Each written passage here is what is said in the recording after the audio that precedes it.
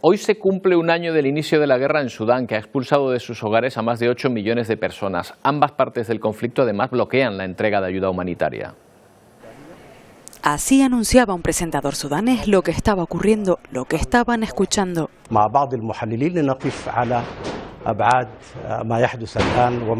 La imagen se congela y se corta la emisión. El entonces primer ministro de Sudán pide el cese inmediato del intercambio de disparos. Todo había empezado en el aeropuerto y otras instalaciones claves de Jartum el 15 de abril de 2023. Condeno enérgicamente el estallido de combates en Sudán, decía entonces el secretario general de la ONU. 3 días después del inicio del conflicto, las Fuerzas Armadas de Sudán y las Fuerzas de Apoyo Rápido acordaron un alto el fuego de 24 horas que nunca se cumplió. La población empieza a recoger sus enseres y a huir de Jartum. Nunca quisimos que esto le pasara a Sudán, teníamos sueños de un país mejor, decía este joven antes de marcharse. En un solo mes, más de 1 millón de personas fueron desplazadas por los combates. ACNUR hacía entonces un llamamiento urgente por la seguridad de los civiles y para permitir la entrada de ayuda humanitaria. Ambas facciones de la guerra firmaron otro alto el fuego de 1 semana, pero los combates en días posteriores siguieron frustrando la labor humanitaria y la recuperación de los cuerpos. Pedimos a las partes del conflicto que permitan la búsqueda de los muertos y su retirada sin distinción de etnia, decía esta portavoz de la ONU. La situación es agotadora y aterradora, la gente está muriendo por los misiles, por eso dejamos nuestras casas, decía esta mujer desplazada, mientras la población sudanesa empezaba a convivir también con las consecuencias del colapso del sistema sanitario. Hay infecciones respiratorias, diarrea, sarampión y últimamente malaria, confirmaba este médico de ACNUR. Hay motivos para creer que tanto las Fuerzas Armadas sudanesas como las Fuerzas de Apoyo Rápido están cometiendo crímenes, sentenciaba en septiembre el fiscal de la Corte Penal Internacional. Desde entonces se han mantenido los combates y se ha desencadenado una de las mayores crisis humanitarias de las últimas décadas. Más de 8 millones de personas han tenido que huir de sus hogares y 18 millones, más de un tercio de la población, se enfrenta a la inseguridad alimentaria. Pues ya ven, no podemos olvidarnos de este conflicto. Hablamos con Elena Cardellá, que es coordinadora de emergencias de Médicos Sin Fronteras. ¿Qué tal, Elena? Buenos días. Hola, buenos días. ¿Qué tal? Bien, gracias. Cuéntenos qué misión desempeñan en Sudán. ¿Dónde están presentes?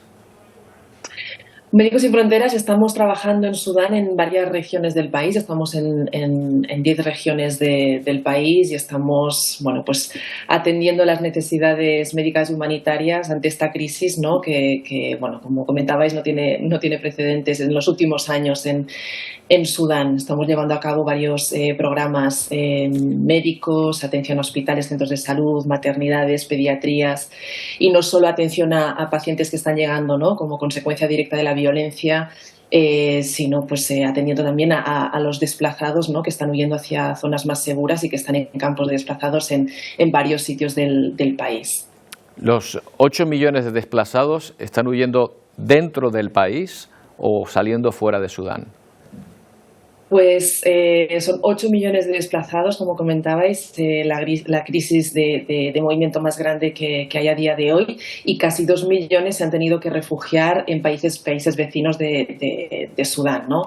Uno de los países más receptores de sudaneses ha sido Chad, donde ya cuentan con más de 550.000 sudaneses en campos de refugiados en el país vecino, ¿no? Pero también ha habido movimiento de población de refugiados, ¿no? hacia Sudán del Sur, por ejemplo, y otras zonas de la región. Lo cierto es que en Sudán ha habido guerras desde hace mucho tiempo, pero también es verdad que parecía que había una esperanza de recuperación y llevaba un tiempo, sacando la cabeza del agua, pero ¿se puede decir que han vuelto a caer en las hambrunas, que ya están sufriendo hambrunas en el país?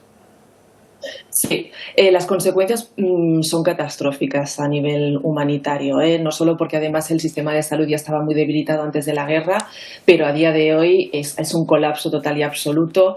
Se calcula que solo entre el 20 y el 30% de las estructuras médicas son funcionales a día de hoy. La población no tiene acceso a servicios de salud, sobre todo en las zonas que están siendo más azotadas por el conflicto, donde el conflicto está más activo, en las líneas de frente, etcétera.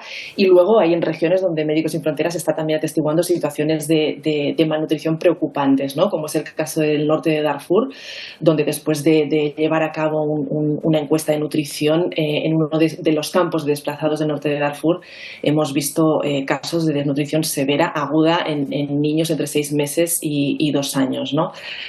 Según el Programa Mundial de Alimentos, se calcula que 18 millones de personas están en inseguridad alimentaria y bueno, hablamos del norte de Darfur, pero podríamos hablar de muchísimas otras zonas donde tampoco tenemos visibilidad, porque efectivamente la guerra está afectando a todo el país y seguramente la situación va a empeorar, ¿no? También pues porque la guerra está interrumpiendo todas las actividades agrícolas y el acceso a los alimentos, y además con la inflación y el aumento de precios está teniendo consecuencias, ¿no?, para las familias para poderse alimentar a nivel diario. Claro, y además ambas partes en conflicto están interrumpiendo, dificultando la llegada de ayuda. ¿Por qué lo hacen? Sí, de hecho esto está siendo especialmente doloroso porque el gobierno de Sudán está impidiendo que se manden medicamentos, suministros médicos y personal humanitario a las zonas que están controladas por las fuerzas de apoyo rápido. Y este es el caso, por ejemplo, de Jartum. En Jartum hay un bloqueo desde finales de septiembre y también está sucediendo este bloqueo en un estado al sur de Jartum, que es el estado de Jazeera. Y bueno, tiene unas consecuencias humanitarias que no tengo ni palabras para mencionarlo, ¿no? Antes de la guerra se calcula que Jartum contaba con 8 millones de habitantes, más o menos. Estalla la guerra, hay un desplazamiento masivo de población, pero sabemos que aún quedan millones de personas, 4 millones de personas en el estado de Jazeera, cientos de miles de personas, y se está deliberadamente impidiendo que haya acceso humanitario a estas zonas, con lo cual el acceso a la salud está muy limitado, ¿no? Y, por ejemplo, Médicos Sin Fronteras es la única organización internacional que está trabajando en el estado de Jazeera, pudiendo dar atención médica, y en el estado de Jartum solo hay 2. Una de ellas es Médicos Sin Fronteras, ¿no? Os podéis imaginar que las consecuencias son terribles. Claro, y también las condiciones para ustedes para poder ayudar y distribuir la ayuda, pues es muy difícil, ¿no? Claro, estamos limitados, tenemos medicamentos, seguimos apoyando hospitales, pero puede que llegue un momento que no tengamos más medicamentos para poder atender a los pacientes que estamos recibiendo, que son muchísimos, ¿no?, a nivel diario. Bueno, hoy hay una conferencia humanitaria internacional sobre Sudán en París y también va a acordar la situación de los países vecinos. ¿Espera resultados, Elena? Lo que espero, sobre todo, es que los acuerdos, ¿no?, de Jeddah se cumplan y que haya un espacio humanitario, que se garantice el envío de ayuda y que podamos aumentar, ¿no?, la ayuda y la asistencia humanitaria en el país. Y no solo por parte de Médicos Sin Fronteras, sino por otras organizaciones, porque es una crisis catastrófica, ¿no?, para la población, y lo que deseamos de verdad es que podamos tener más acceso a zonas que a día de hoy no tenemos acceso, que haya más ayuda y haya más organizaciones que estén apoyando a la población que más está sufriendo, ¿no?, las consecuencias de la guerra, y no solo directamente sino indirectamente también, ¿no?, como comentaba, pues desplazamientos masivos de población en campos de desplazados en situaciones de salubridad, de higiene y de agua muy pobres, ¿no?, con las consecuencias que esto puede tener con la proliferación de enfermedades. Eso es realmente no pinta bien la situación si no se consigue por lo menos presionar a las partes para que se permita la entrada de ayuda, que me parece lo más urgente y lo primordial a estas alturas del conflicto. Elena Cardellal, ojalá haya buenas noticias pronto. Gracias. Muchas gracias.